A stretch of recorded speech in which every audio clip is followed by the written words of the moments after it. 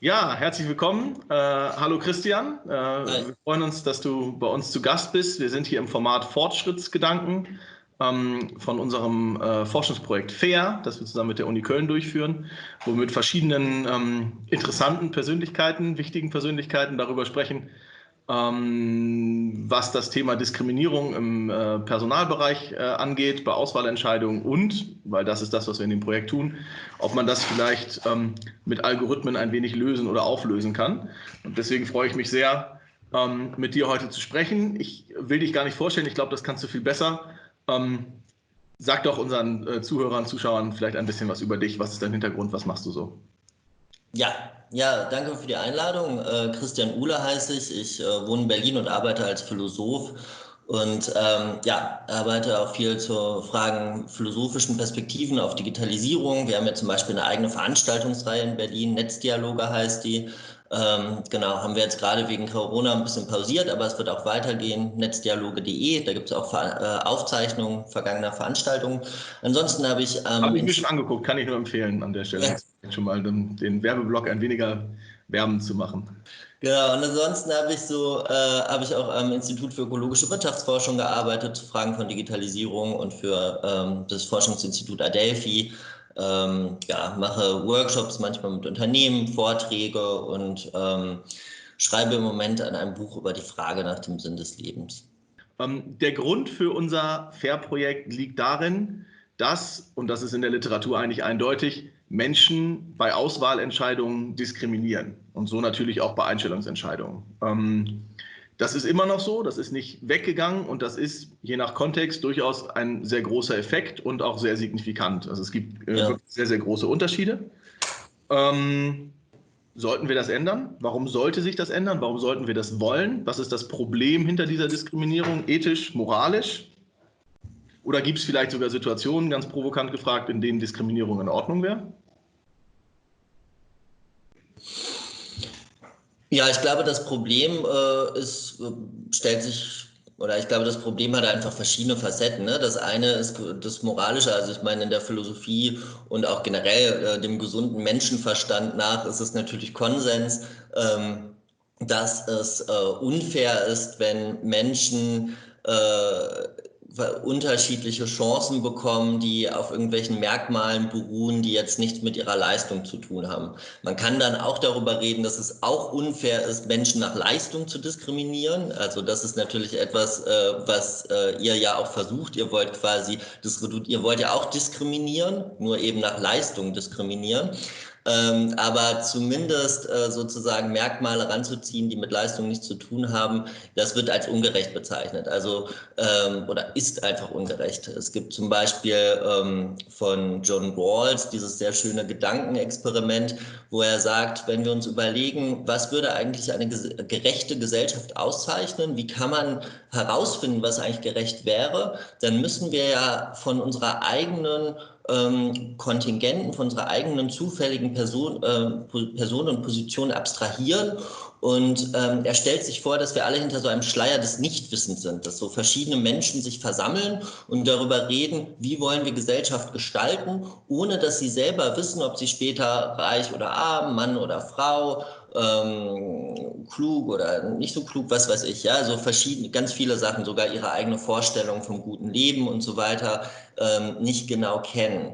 Und und insofern, das versucht er ja auch so ein bisschen so eine Art Schleier des Nichtwissens zu erzeugen, indem halt eben die Personalverantwortlichen erstmal nicht nach solchen Merkmalen halt irgendwie davon abgelenkt werden. Jetzt bin ich ja Volkswirt und deswegen denke ich gar nicht so viel oder denken wir, meine Disziplin vielleicht auch gar nicht so sehr in Kategorien wie Ethik und Moral, sondern eher in Effizienz. Und da ist es so, wenn man sich die Literatur anguckt, dass Diskriminierung in diesem Szenario, über das wir hier sprechen, weil das ist mein Bereich, mit dem ich mich beschäftige, auch wirtschaftlich nicht sinnvoll ist, weil man hingeht und den Kandidatenpool, in Anführungsstrichen, die möglichen passenden Kandidaten unnötig einschränkt. Es gibt keine Unterschiede zwischen Gruppen, also zum Beispiel nach Geschlecht, nach Herkunft, die auch nur im Ansatz groß genug wären, dass man darauf Entscheidungsregeln basieren könnte. Also die Unterschiede auf den Durchschnitt sind wenn überhaupt, winzig und sagen über das Individuum so wenig aus, dass man niemals eine Entscheidungsregel definieren könnte, ich nehme nur Männer aus Deutschland. Das ist nie wirtschaftlich gesehen optimal. Spielen solche Überlegungen für die moralische, ethische Bewertung überhaupt eine Rolle? Also ob die Diskriminierung anhand solcher Kriterien, wie zum Beispiel wirklich jetzt sensible Merkmale wie Geschlecht und Herkunft, ob das legitim ist, wenn das wirtschaftlich Sinn macht, oder ist das komplett zu ignorieren?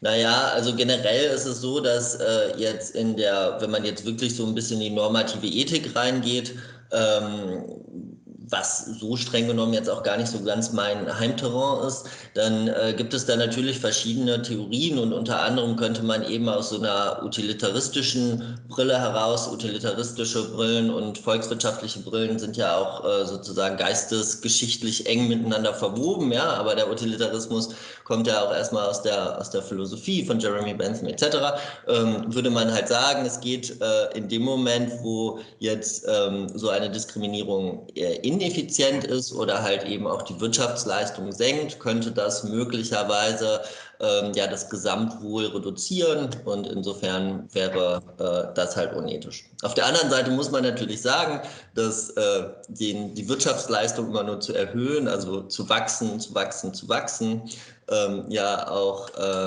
quasi, das ja auch zusammenhängt wiederum mit Ressourcenverbräuchen und dem fortschreitenden Klimawandel. Insofern muss man sich sowieso fragen, ob es so sinnvoll ist, immer nur wachsen zu wollen. Ja, obwohl natürlich die Frage nach der späteren Leistung im Job auch eine ist, die sicherlich mit der Happiness, mit der Zufriedenheit der Mitarbeiter einhergeht, weil ein schlechter Job-Match sicherlich nicht nur Leistung kostet, sondern auch sicherlich große Einbußen in der Zufriedenheit bedeutet, wenn man sich dann später trennen muss. Das ist in der Regel für keinen angenehm. Aber es gibt ja dann eigentlich überhaupt keine Argumente für eine Diskriminierung, wie sie stattfindet in dem Kontext, weil wirtschaftlich macht es keinen Sinn, moralisch, ethisch sowieso nicht vertretbar. Ja, was ich mich so ein bisschen frage, um vielleicht zumindest einmal ganz kurz die Fragerichtung ein bisschen umzudrehen, ist ja so, dass wir jetzt gerade auch einen großen gesellschaftlichen Shift hinhaben zu dem, was man irgendwie als New Work bezeichnet. Steht auch in einem größeren Kontext. Also ein bisschen definieren, sonst... Okay, also so generell quasi als ein... Also, es wurde ja ganz lange kritisiert an kapitalistischen Arbeitsverhältnissen, dass sie halt die Menschen entfremden. Diese Kritik geht eben schon auf Karl Marx zurück, ja, der stark halt eben die Leute wie Fließbandarbeiter dabei im Kopf hatte. Also eine fremdbestimmte Tätigkeit mit harten Hierarchien. Man selber ist nicht Herr seines eigenen Tuns. Das, was man da macht, die Produkte gehören einem nicht selbst und dann ist es meistens noch eben sehr stumpf und routiniert und ja, die Entfaltung auch des Menschen bleibt dabei auf der Strecke.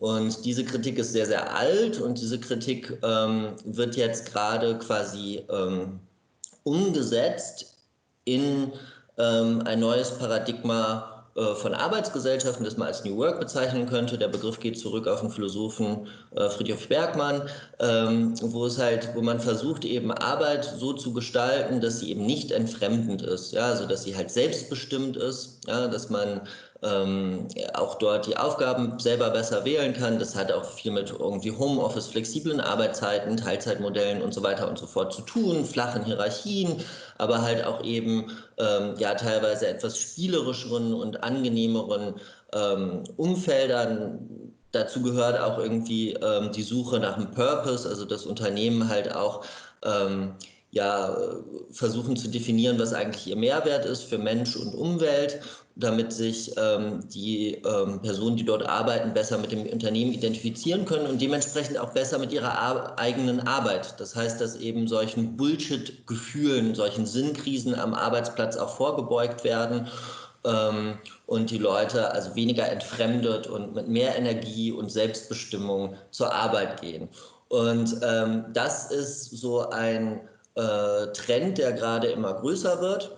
Und ich frage mich so ein bisschen, inwieweit da solche algorithmischen Entscheidungen dem gerecht werden können, weil es geht ja gerade im Moment weg von Standardisierung. Es geht ja weg davon, dass du möglichst vergleichbare Personen brauchst, die irgendwie in standardisierten Jobs standardisierte Tätigkeiten ausüben, um standardisierte Produkte zu erzeugen. Das war ja eigentlich das Paradigma des industriell geprägten Kapitalismus. Jetzt haben wir den Shift zum digital geprägten Kapitalismus und in diesem Shift geht es halt eher darum, dass man, naja, nicht mit einem standardisierten Profil, sondern eher mit einem einzigartigen Profil sich halt eben einbringt in irgendwie gemischten Teams, um da halt kreative Ideen zu erzeugen.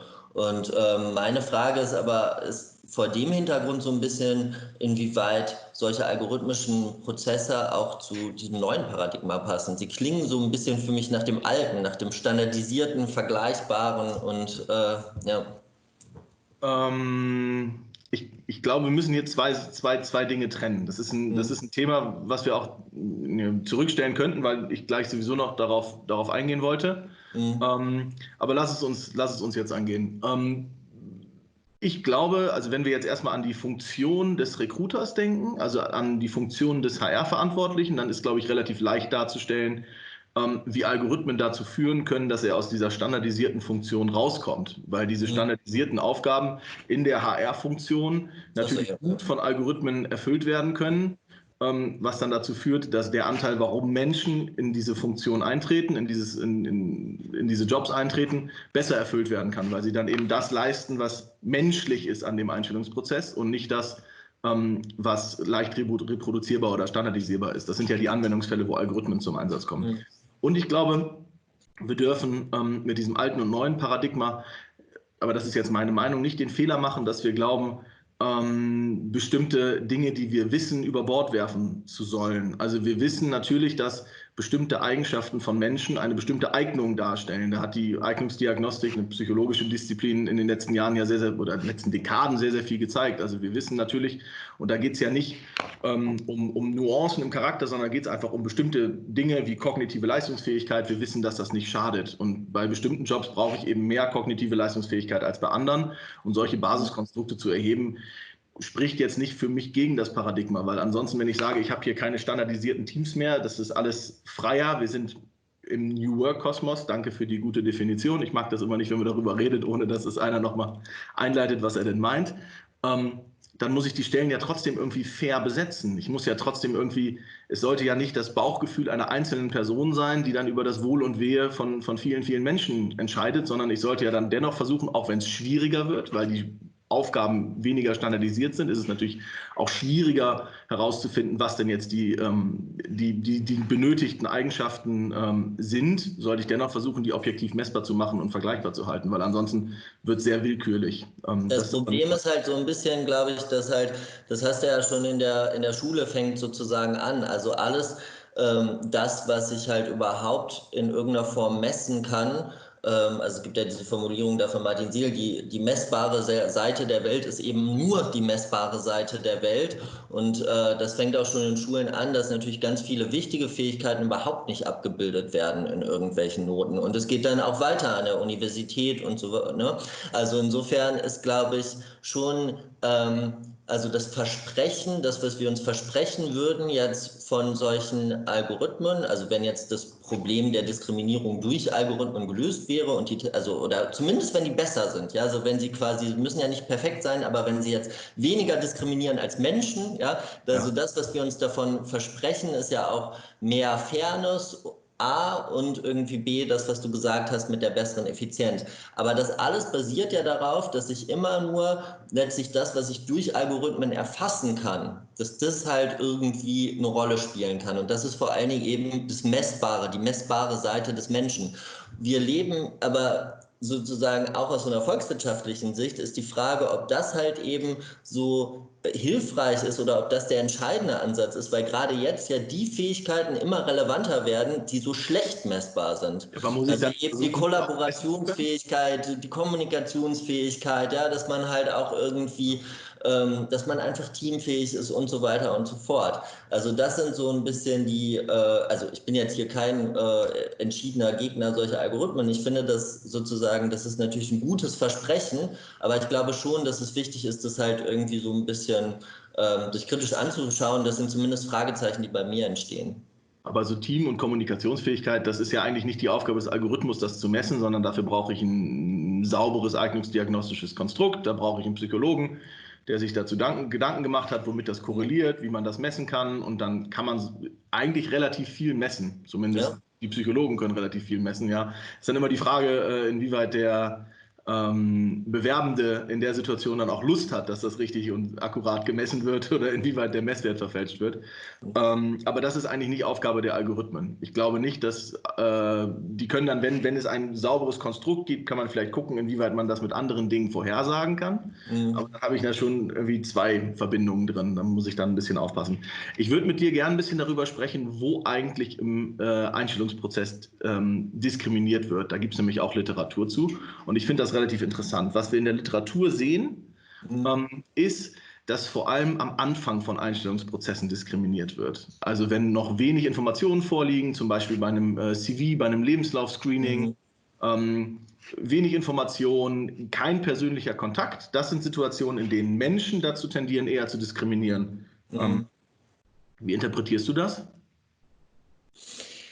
Naja, also natürlich ist irgendwie die ganze Art und Weise, wie wir also wie Menschen sich Welt verständlich machen, sehr stark irgendwie durch Kategorien strukturiert. Ja, man muss fairerweise auch sagen, ich glaube, es geht auch gar nicht anders. Also auch unser ganzes Gespräch basiert ja auf Sprache, und der Gag an Sprache ist, dass Sprache immer das Unterschiedliche gleichsetzt eigentlich. Ja? Also ich habe eben verschiedene Blätter, die ich irgendwie, draußen liegen irgendwie 1000 Blätter rum, und jedes Blatt ist ein bisschen einzigartig und alle nennen wir Blatt.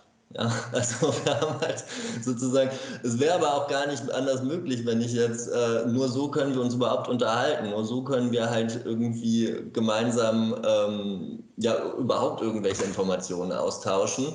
Und insofern, es gibt also eine gewisse, die Welt durch Kategorien zu begreifen, das scheint mir schon etwas, ja, auch nichts Kulturspezifisches zu sein, sondern das ist, glaube ich, etwas allgemein Menschliches, was alleine schon darin begründet liegt, dass wir halt sprachliche Wesen sind, also begriffssprachliche Wesen. Und naja, aber das Problem ist natürlich schon, dass man, also Formen von politischer Diskriminierung lassen sich natürlich ändern, und die sind natürlich nicht in unserer Natur oder irgendwie so ein Quatsch, ne? Aber ich glaube, das Problem ist halt, wenn du halt wenige Informationen hast am Anfang, dann kannst du dir, du hast kein Feeling für die andere Person, du kannst dir keinen Eindruck machen davon, und du hast halt nur wenige Informationen, und naja, man denkt halt eben in Kategorien, und das Einzige, was einem dann halt übrig bleibt, ist halt danach zu urteilen, beziehungsweise man lässt sich dann, also sagen wir, also wenn wir jetzt mal zum Beispiel, wenn ich halt, das Tolle ist ja, dass Menschen Namen haben, ja, und das ist ja auch, wenn ich jetzt irgendwie zwei verschiedene türkischstämmige Personen habe und ich nenne die irgendwie beim Namen, ja, dann habe ich denen alleine schon spreche denen schon eine individuelle Identität zu und spreche irgendwie, das ist die Aisha, das ist so und das ist irgendwie Mohammed oder was weiß ich, keine Ahnung, nur als Beispiel, ja. Wenn ich jetzt aber eben genau das mache und wie bei den Blättern all diese 1000 Blätter einfach nur Blatt nenne, ja, und in dem Fall halt auch diese Menschen dann einfach nur Türken nenne, ja, in dem Moment lädt dieser Schritt natürlich schon dazu ein, durch diese Kategorisierung in Stereotype reinzufallen. Man kann dagegen versuchen ankämpfen, wir sollten versuchen dagegen anzukämpfen, aber ich glaube, es lädt sozusagen schon dazu ein, ja. Und insofern ist das, glaube ich, ja, wäre das so ein bisschen so ein vorsichtiger Erklärungsansatz, warum vielleicht gerade auf dieser ersten Stufe Diskriminierung so verbreitet ist. Ich finde, das ist auch ein Zeichen dafür, dass nicht absichtlich diskriminiert wird. Weil die absichtliche Diskriminierung müsste ja gerade hinten raus eigentlich dann eher noch zunehmen, wenn ich, also selbst wenn ich irgendwie an blinde Einstellungsprozesse denke, irgendwo hinten beim Gespräch, beim Vorstellungsgespräch, habe ich die Person ja vor mir. Und wenn dann absichtlich jemand diskriminieren möchte, ich glaube, das werde ich nie los. Ich glaube aber, dass dieser gerade vorne gelagerte Teil eher auf eine unbeabsichtigte Diskriminierung aufgrund von eben angesprochenen Biases oder so, Schubladen, Kategorien, in denen wir denken, stattfindet und dass man das, glaube ich, ganz gut versuchen könnte, vielleicht abzuschaffen, aufzulösen. Du hast eben schon ein bisschen in die Richtung gedacht. Was glaubst du, wie würde sich sowas am besten abbauen lassen? Also was ich spannend fände, wäre einfach, ob man das mal ausprobiert. Ich meine auch, das ist ja jetzt alles noch ein Experimentierfeld, auch mit diesen ganzen digitalisierten Recruiting-Prozessen und so weiter. Was ich spannend fände, ist mal auszuprobieren, wenn man quasi die nicht nur sich um die Trainingsdaten der Algorithmen kümmert, sondern wenn man quasi versucht, auch diese algorithmischen Entscheidungen als Trainingsdaten für die Personaler zu nehmen. Also man könnte ja auch quasi ja, man könnte das ja auch mal nebeneinander legen. Wen hättet ihr jetzt ausgewählt aus dem Pool? Wen hätten die Algorithmen ausgewählt aus dem Pool? Und jetzt mal unter der Annahme, dass die Algorithmen relativ diskriminierungsfrei sind, dann Annahme, ja. Also ihr arbeitet dran, genau, aber jetzt mal unter der Annahme, dann könnte man das ja auch quasi als eine könnte man das ja auch mal irgendwie als einen Ansatz nehmen. Also genau, das wäre natürlich eine Möglichkeit. Ich glaube aber wichtig, was du gerade gesagt hast, schon kann man da irgendwas ändern oder nicht ändern.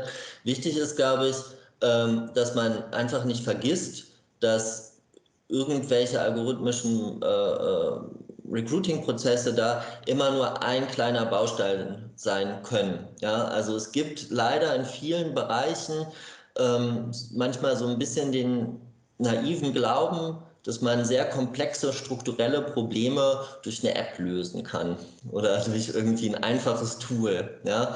Und das ist auch, wenn es zum Beispiel um Nachhaltigkeitsfragen geht oder so, dann soll einfach irgendwas ein bisschen effizienter werden oder naja, schauen wir irgendwie in den Verkehrsbereich rein, ja? Dann hat man wird die Hoffnung einfach darauf gelegt, oftmals, dass man halt irgendwie selbstfahrende elektrische und geteilte Autos hat. Die aber prinzipiell diese Probleme alleine nicht lösen können, gerade in Städten, weil es natürlich darum geht, dass diese Kapselstruktur, dass wir uns überhaupt alle in Kapseln bewegen, das ist sozusagen die Struktur des Verkehrssystems und diese Struktur krankt. Ja? Also anstatt, dass wir halt eben Verkehr besser bündeln oder auf Fahrrad setzen und so weiter und so fort. Soll jetzt nicht so sehr um Verkehr gehen, ne? Das ist einfach nur als ein Beispiel, also für so ein Technofix-Glauben.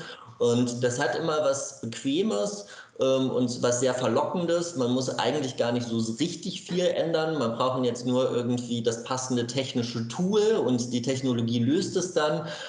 Und das funktioniert fast nie. Also generell funktioniert fast nie. Und ich glaube, auch in diesem Bereich ist es halt eben einfach wichtig, dass ja, dass man das Wenn dann irgendwie als einen kleinen Baustein begreift in natürlich von einem viel größeren Prozess, wo es darum geht, in unserer Gesellschaft, in Unternehmen und bei Personalverantwortlichen und Personalern eben in einem großen Prozess zu sein, wo man eben darauf hinarbeitet, solche Vorurteile und diskriminierende Strukturen abzubauen. ja, also ich glaube, ich möchte da gar nicht widersprechen. Ich glaube, dass Technologie uns in der Vergangenheit recht viele Probleme gelöst hat, aber das ist vielleicht eine Diskussion, die wir heute. Sie hat uns aber auch mindestens genauso viele geschaffen. Naja, und das müssen wir mal anders mal diskutieren. Ich glaube allerdings, und bist du eben auch schon hingegangen, dass die Zukunft in dem Bereich vor allem irgendwie in der Interaktion zwischen Menschen und Algorithmen, Mensch-Maschine nennt man das ja oft, liegt, dass man sich dass das, glaube ich, zusammen zum besten Ergebnis kommt und dass der Algorithmus eine eher beratende Funktion einnimmt. Hat auch ganz viele, ich denke, philosophische Punkte, wo man überlegt, wer trifft eigentlich die Entscheidung? Weil irgendjemand muss ja für diese Entscheidung irgendwie auch gerade stehen. Und ist das dann der Programmierer vom Algorithmus? Über all solche Dinge kann man sich auch Gedanken machen. Hast du dir mal überlegt, wie so eine Zusammenarbeit gut funktionieren kann zwischen Menschen und Algorithmen?